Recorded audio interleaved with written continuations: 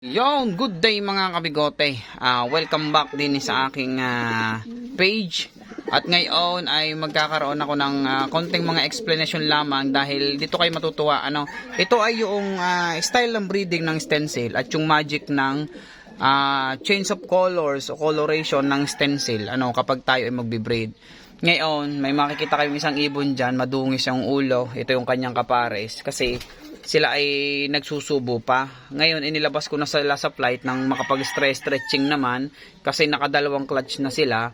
Nang sa gayon ay makapamahinga. Kita nyo itong hen na array. Ang ganda ng build ng katawan.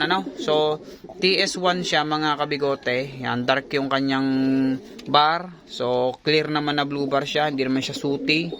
Okay. Medyo may may pagka-dirty lang ng kaunti.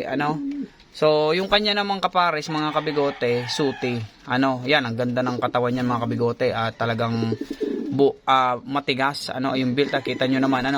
Ngayon, nagkainakay yan na ito yung pangalawa nilang clutch. Unahin ko na itong pangalawang clutch nilang aray.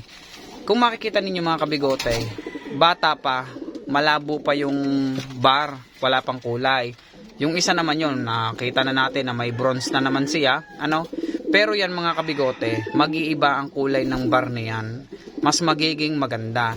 Ngayon silang dalawa sa akin nakikita ay dirty sila parehas. Ngayon, aray. Yun, binababag na. Ito yung magtatayan mga kabigote kasi anak niya yung nambababag sa kanya.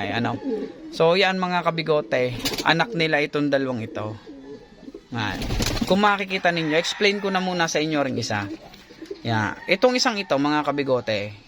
Yan. Sa tapat ng aking daliri nakikita nyo merong dark bronze. Yung kanyang primary bar.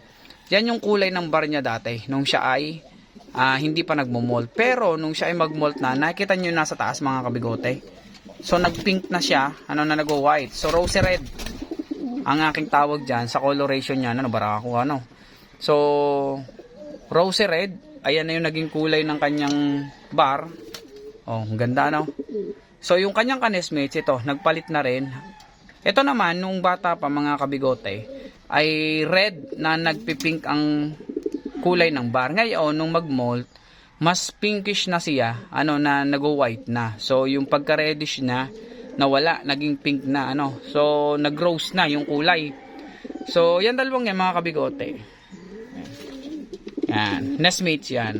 So itong kapatid nila na second clutch maaari ding maging gayaan mga kabigote. At ang maganda dito, mas maganda ang build ng katawan nito. Tingnan niyo naman yung head structure ng dalawa, yung liad.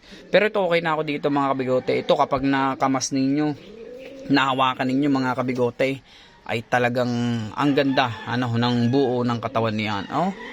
Pero mga kabigote, ang isang yan, babae yan. Ganyan laang yan, pero hen yan mga kabigote. Ito ang kakdyan. So pwede ko rin silang pagparisin. Nestmates. First generation nitong aking pinag-cross na ito. Hindi naman ko pinag-cross. Kumbaga ay pinagpares na ito. So sila yung unang henerasyon. First generation na kanilang mga anak. Yung mga kabigote. Aray. Nawa ay natuwa kayo din sa aking video na ito.